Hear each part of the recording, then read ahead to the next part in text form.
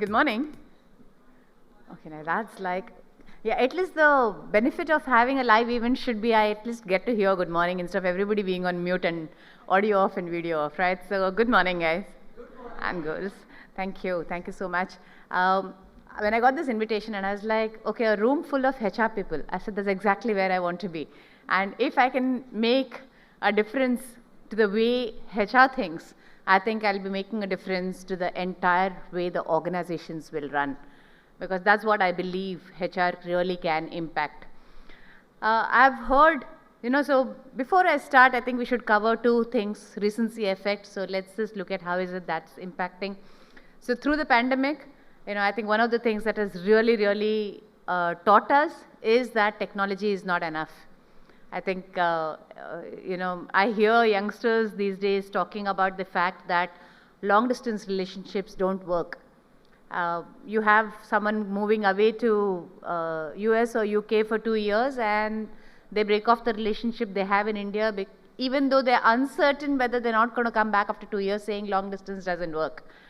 And in that environment where, the generation now believes long distance doesn't work, we as organizations are being asked to implement policies where it is all about long distance. Work from home, work from anywhere is all about long distance. I often use this phrase saying that our people, attrition, I believe, has happened because our people are beginning to work for a screen and they don't know who they're working for. So it's a screen, and that screen can belong to any organization, any company, anybody. That I believe is one important challenge we need to face. The other thing that I believe is the loss of impact. How many of you here can watch horror movies without being scared? Or you enjoy watching horror movies or crime or any of these? I don't, so I'm not putting up my hand, but anybody who can, right? There are a lot of people who can. And every time Mirzapur plays, and I'm like, guys, what are you watching? And it's like, Mom, it's just a movie. WWF, my son grew up watching it and I used to be like, kya hai ye? What are you guys doing? Why could they watch it? Because it's disconnected. What's happening behind the screen is disconnected. I believe that's exactly what's happened to us at our workplace. So what's happening behind that screen with the manager shouting, yelling is a movie. I am not connected to that. I believe that's what is leading to loss of connect, and it's what is leading to attrition, and that I think is the biggest challenge that we're going to be facing as HR professionals and organizations, is how do you keep that connect intact. The other recency effect is we just finished Women's Day, and I wanted to share my views on this and urge all of you to think about it from that perspective. We have moved from diversity to diversity and inclusion. We have moved from, and I now hear definitions of diversity, which is like, no, it's not just about gender, Vishakha. It is about age, it is about demographics, it's about where the cultural backgrounds, it's about languages they speak, it's about nations, it's about religion. And we need to look at diversity with all of these parameters. And I just want to leave a thought behind for all of you. With all of these parameters are applicable to both the genders. None of these so-called diverse parameters are gender agnostic. So you cannot have gender as one of the parameters when you think about all the others in terms of sexual preferences, which seems to be a big thing, religion, community, all of those factors, because all those factors really apply to both the genders, or maybe all the three genders, if you can actually find that much data. But let's start with data that's available to us, which is at least a male-female. And please remember, don't club gender as part of this. Gender is over and above all of these diverse factors because it applies to each of these. Just wanted to leave that behind because I hear a lot of debate on diversity and inclusion, and all that debate seems to forget and seems to add, gender diversity as one of the diversities, whereas gender is, these factors are not, they're all gender agnostic. I just wanted to leave that thought behind since I have an opportunity to influence so many of you, I thought I'm going to use that opportunity to share the way I feel about it. And then we talk about what is it that HR can influence, right? And what is it that they can impact? As I said, I firmly believe HR implements the entire organization. It implements whether the organization is going to be successful or not. The reason it does that is because we believe, right, that people make for business. We all, I think it's unanimously accepted that if you've got a good team, the chances of you doing well are great. Who is responsible? Who is the gatekeeper to ensuring that the team is good? Who is it that's going to do that? That's HR.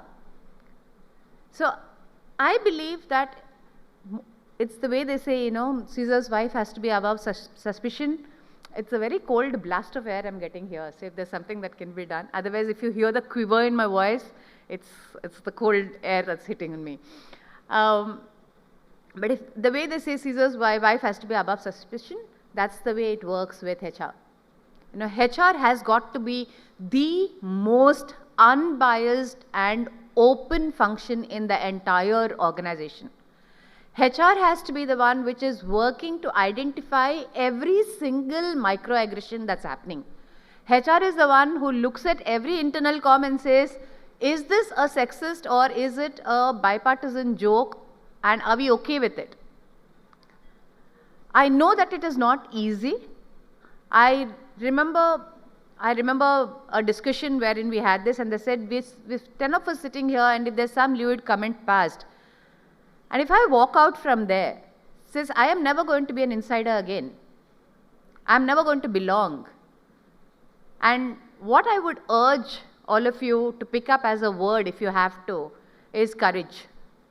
I think I would ask all of you to imbibe in every individual courage to stand by what are the values of the organization, courage to stand by what we believe as an organization. And if we believe microaggressions are not permitted, microaggressions all of you are HR professionals, you don't need any explanation on microaggressions, you know that it happens every single day, right? When you stand up for it, you can start being named as khadus, right? Come on, you don't know how to have a joke. Laugh. What's wrong with you? But I'm just saying that let's call it out. You don't need to be, you can't allow the judgment of somebody who is being biased and who does not accept a microaggression as a microaggression to label you as khadus. So I think we just need to kind of bring in that courage of conviction of the values of that we want to stand by in our organization. And that seriously is the responsibility of HR as a culture to drive, because when HR as a culture makes it something proud to stand up for, it's like having those, it's like recognizing whistleblowers, right? Whistleblowers have started getting a stature because they identify something that's going wrong in the company. So similarly, can you have that similar stature being created for people who are upholding the culture of the organization? Recognize them, empower them, and honestly, for that, HR first has got to be completely unbiased and open, and that is a tall ask, and that's something that I ask all of you to think about seriously. We're living in a world which has complete contradictions, right? You have inclusion, diversity, hyper-personalization, adaptive environments, and then you've got artificial intelligence, robotics, standardization. For every diversity we say the standardization. For every hyper-personalization we say there has to be rules and equality. And in the midst of all of this contradictions, how is it that you decide what do we need to do? So to go back to the topic, which is the future of work, so I believe that it is like decisions that we make for ourselves. At an organization level, we have to sit down and arrive at a strategy, purpose, and culture that works for us. Whether you do it through whatever style you do, whether you involve people all the way down to the last mile, whether you do it as a Vancom, based on, again, what is the culture that you want to create. Do you want to say, there's a very old saying in Hindi, suno sabki karo apni man ki, So, do you want to kind of invite that opinion so that everybody gets involved and then feedback and say, okay, we've taken opinions from every one of you and this is why we're looking at what we're looking at, and offer an explanation. But whatever it is, invest in identifying the strategy, the purpose and culture for the organization that you believe will work for you. Whether you're implementing AI, to what extent, where, robotics, where, when, how, and or not. What are the areas you will not do? I will not outsource my call center because I believe that it's important to have experience, or I will outsource, I'm going to actually have a robot doing it. There's a very challenging word for it, right? This AI based robot that's come up now. And I'll get them to do it. I'm not going to have people at all. But whatever it is, decide on your strategy, because really every strategy will have its pros and cons. It needs to align to what is it that you want to do. It's like living life. There's no right decision. I'm being a CEO for the past 7 years, taking a company which was 23rd rank out of 24th to the 10th rank today. I firmly have, if there's one takeaway I have is that there's really nothing which is right or wrong in a decision. It is about whether it works for you. Of course, please don't take me literally. I mean, you can't go murder somebody and say it's not wrong. I'm not talking about it from rules of the land and governance matters. I'm not talking from a governance matter. I'm talking about decision making in terms of your strategy, in terms of culture. You want an autocratic culture? Maybe that's the need of the hour. You want a democratic culture? Is that the need of the hour? What is it that company needs at that point of time for you to be able to achieve the strategy and objectives that you've set for yourself? That really is what you need to firm upon. There is no right or wrong strategy. There is a strategy that works for you or it doesn't work for you, given your individual circumstances, given your individual challenge, and given your overall background of the company. And once you finalize that, invest time, finalize that, everything else works around it. The people you hire, the kind of salaries you pay, the automation that you invest in, everything will then have to align and work with that strategy that you've decided for yourself. Organizational culture plays a huge role in implementation of a strategy. You cannot have the two disjointed. I've heard this phrase, culture eats strategy for breakfast. No, culture and strategy work together as partners. There is no question of strategy and culture being disengaged. If you have a strategy which is going to be a top-down, one person in this organization is going to decide, everybody else is going to follow, then you need to have a culture which respects that kind of hierarchy. Is it a right culture? It depends. It depends on the people you've hired. Are the people okay to being led by one person? Then it's the right culture for you. But you want to hire people, in my organization, I hire people who challenge us and I encourage it. One of my opening sentences to everybody is, guys, I want competitive collaboration. I don't want each of you collaborating with each other and you rub my back, I rub your back, because that will pull us all down to the least common multiple. I want each of you challenging each other to do better. You said you'll do this yesterday. What happened? Why didn't I get it? Please, guys, give me a date that we can hold back. Challenge each other and have competitive collaboration. You will actually pull ourselves up to the highest common factor. Now, if you hire a team from whom you expect that team is not going to just listen to you because you're the leader.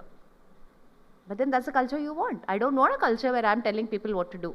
So your culture, strategy, HR practices, they all are together. They're all homogeneous. They all have to work together. And I think that's a big point that I just wanted to leave behind when you think about it. And, what are the three things that we want to think about when you think about future of work, right? And I think the first thing everybody is going to talk about is technology. Again, speaking from experience, technology is really not a one-size-fits-all. Everything cannot be done by technology. It depends on context completely. If you can get cheap, reliable labor of somebody who is willing to just come, open the door for you, clean up the office, and go away and happy with their 10,000 rupees a month, do you really want to have investment in cards and automatic doors and opening of it? Think about it. Is it needed? Technology is not cheap. One of the biggest costs in technology is redundancy. It's like your mobile phones. I mean, the more expensive your phones are, the faster they seem to need to get replaced, right? I've yet to hear people who own iPhones saying they've been able to use it for more than 3, maximum 5 years. And they're expensive. You don't mind replacing a 15,000 rupee, 20,000 rupee phone, but you have to replace a 1 lakh phone every 5 years, and that's what you want. You want the best technology. So remember, technology is great. Technology is fantastic. It's not cheap. It's not relevant everywhere. And so you have to look at it from a contextual utilization and identify the purpose behind technology. Why? What is it that I'm going to get? And if the advantages that you're going to be getting are a 93% to a 95%, I think you can do the maths yourself. If the advantages are going to be somewhere around I'm at 60 and I'm going to reach to 90, 95, again, the maths is obvious. And you can do these very obvious maths, and where it's not obvious, just don't change for the sake of changing. It's become a fad that, you know, we are technologically advanced, everything that we do is technology based. Yeah, I mean, I stand very tall on podiums and I say that we have an entire process. We were the only company who had 0 problems when the pandemic struck, because everything was digital. You know, we never accepted cash. All the transactions were digital. We had no application forms.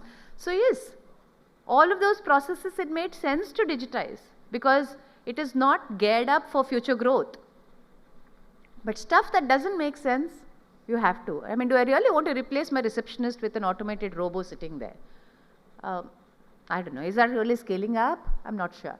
So I just wanted to leave one of that thought. While technology is a very fashionable word, you know, we are now on the back foot if we say we don't have enough technology in the company. We already almost feel defensive, you know, if we say we still have some things that are human based. I think pandemic has given us a brilliant opportunity to be able to push back and say, yes, technology, but yes, balanced. We will use it optimally.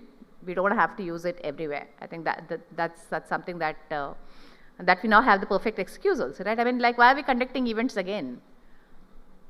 And you can say, yeah, we could have got maybe 1,000 people attending this event if had we done it through the web links. Yeah, maybe right. Virtual world might have given us more. But this is going to, the interactions and the quality of discussions that you're going to have during your tea break or sitting with your partner beside you, we didn't get any of that. We didn't get any of that.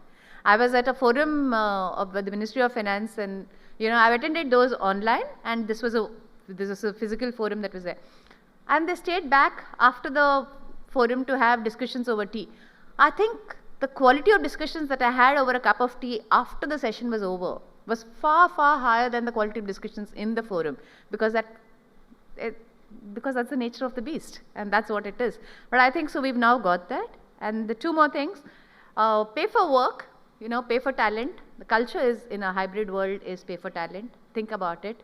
We were having a side conversation, so I just wanted to include that about, you know, if people are working from home, then do we need to cut their salaries? And I think we need to seriously start looking at it from an organization perspective. Does it really impact? So I'd leave that behind to say, don't look at it from short-term solutions. Look at it as what are you paying for at the end of the day and what are you really saving. Don't get into a debit credit kind of recon. You know, it's not about the money that you've saved. It's not about the pennies that you saved. You know, don't mistake the trees for the woods. And the last point, absolutely, before I close, is dire need for mental health policies. I think all of us need to seriously think about what is it that we're going to be doing. You know, we all have our maternity policies, childcare policies completely firmed up. They've become practice, norms, and so on. And I urge all of you to think about mental health policies. We are seeing instances now of people breaking down, and we're struggling to find policies on a case-by-case basis. Since you have the advantage of being able to think, and if any of you really do come up with some suggestions on how to go about it, more than happy for you to share it with me. I'd be very interested in listening. Thank you so very much for having me here, and I do hope you enjoyed the conversation. Thank you.